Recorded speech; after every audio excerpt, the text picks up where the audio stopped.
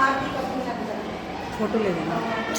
जैसा कि संतोष मैडम ने अपने तरफ से उषा मैडम के लिए बताया, तो सभी का एक ही ये जैसे मुलाना लगा लीजिए, ये दे रहे थे कि हमारी वाली मैडम को तो छोड़ ही दिया, वैसे तो आप कहते हो कि सिर्फ और सिर्फ एक ही मैडम, ये भी तो अच्छी होगी।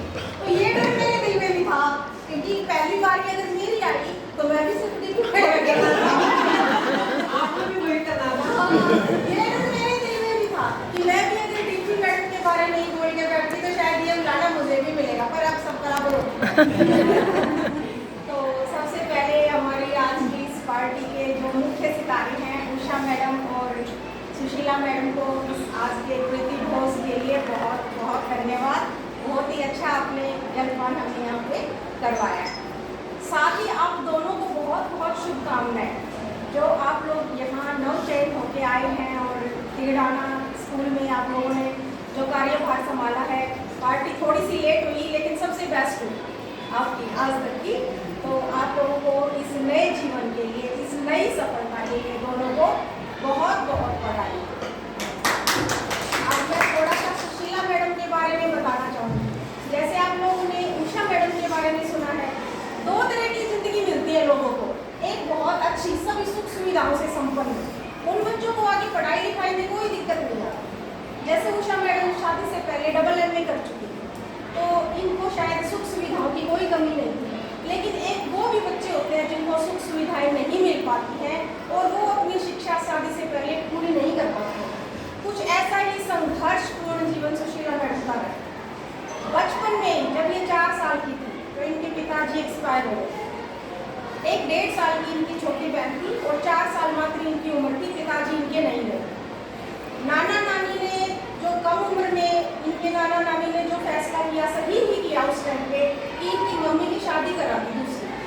तो मम्मी इनकी छोटी वाली बहन को अपने साथ ले गई, जहाँ उनका दूसरा ससुराल था वहाँ ले गई। 1.5 साल की जो इनकी बहन थी उनको ले गई, ये रह गई नाना नानी के पास, मामा मामी के पास। तो आप समझ सकते हो, एक तो पेरेंट्स अपने बच्चे की देखभाल करें और एक नाना नानी अपने बच्चे की देखभाल करें।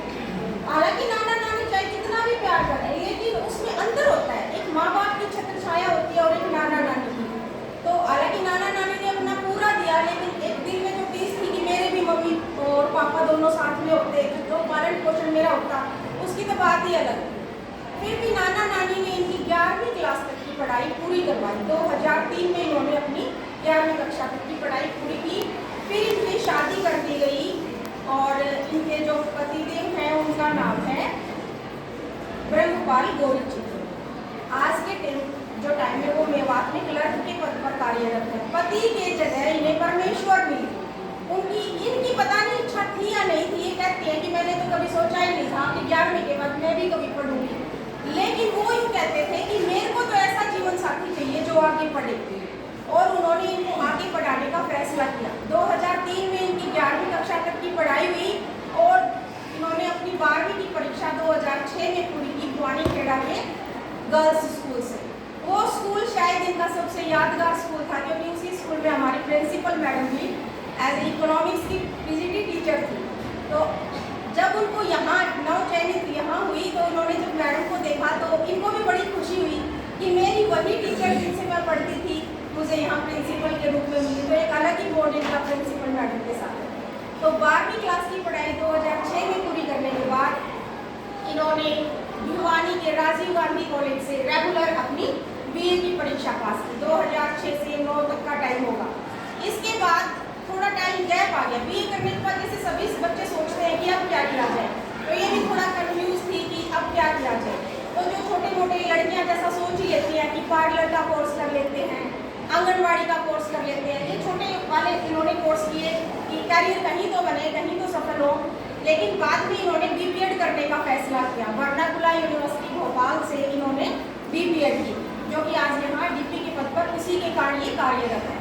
BPED की करने के बाद अब इनका एक कैरियर तय हो चुका था कि अब ये टीचिंग लाइन में जाएंगी।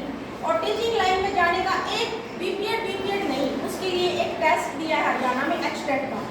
बहुत मेहनत मांगता है वो टेस्ट, दिन रात की मेहनत मांगता है, तभी क्वालिफाई होता है। इन्होंने HTET पर फुल फोकस किया। लेकिन एक जिम्मेदारियां भी तो होती है। एक तो फ्री माइंड हो गई, एक अनमैरिड बच्चा तैयारी करता है बिना जिम्मेदारियों के, एक घर परिवार की जिम्मेदारी। इनके 5 बच्चे हैं। सबसे बड़ी वाली गुड़िया 12वीं क्लास में है, उससे छोटी है वो 10वीं क्लास में, उससे छोटी 8वीं क्लास में और उससे चौथे नंबर की गुड़िया 5वीं क्लास में। मुझे उसका नाम भी बहुत अच्छा लगता है, योगिनी नाम है उसका।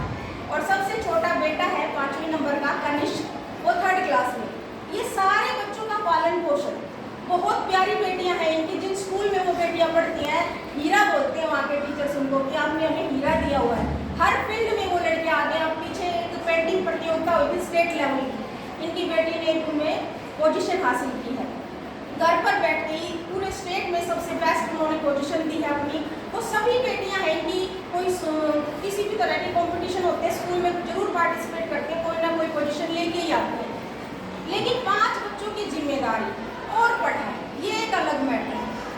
एचटेट में पहली बार में इनके 45 नंबर आए, पासिंग मार्क्स 90 होते हैं, 45 आए। एक बहुत बड़ी निराशा की बात थी कि मैं तो नहीं कर पाऊंगी, मुझसे नहीं होगा। सिर्फ 45 नंबर, बच्चों के तो पता नहीं कितने कितने आते हैं, लेकिन मैं नहीं। लेकिन वो निराशा इनमें आई कि नहीं मैं फिर दूंगी, उतने ही जोश के साथ फिर खड़ी हुई।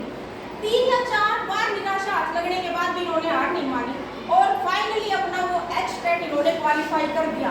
मैं ये कहती हूँ कि आप फेल हुई एचटेट में, आपको कोई दिक्कत ही नहीं, क्योंकि उस टाइम तक एक भी वैकेंसी नहीं आई थी।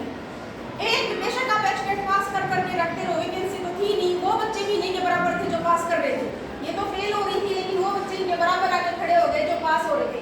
2022 में इनका पास हुआ, 2022 में वैकेंसी आ गई। वैकेंसी आते ही इन्होंने फिल किया और उसके बाद स्क्रीनिंग में जो अपने कैटेगरी में इन्होंने फर्स्ट पोजीशन हासिल की थी। इन्होंने स्क्रीनिंग में सबसे ज़्यादा स्क्रीन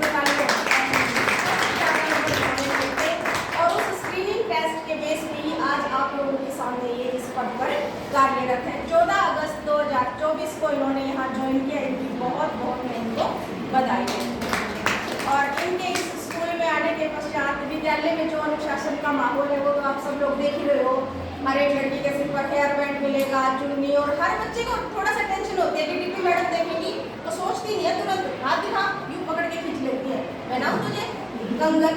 तो अनुशासन में बहुत ज़्यादा इन्होंने ख्याल रखा है और मैं चाहती हूँ कि दोनों ही मैडम, उषा मैडम और डीपी मैडम ऐसे ही ये ऊंचाइयों को, जो सफलता की ऊंचाइयाँ हैं उनको छूती रहिए। मेरा फिर से बहुत बहुत हार्दिक आप लोगों को शुभकामनाएं। संतोष मैडम और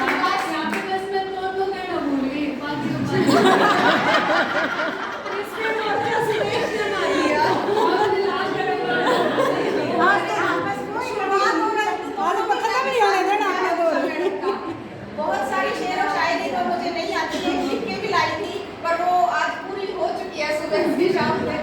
शेर और शायरी तो एक तरफ दिल से बस यही दुआ निकलती है कि आप लोगों को बहुत बहुत शुभकामनाएं और इस पद पर ना रहकर ऊंची ऊंची ऊंची अपनी ऊंचाइयों को छू दे।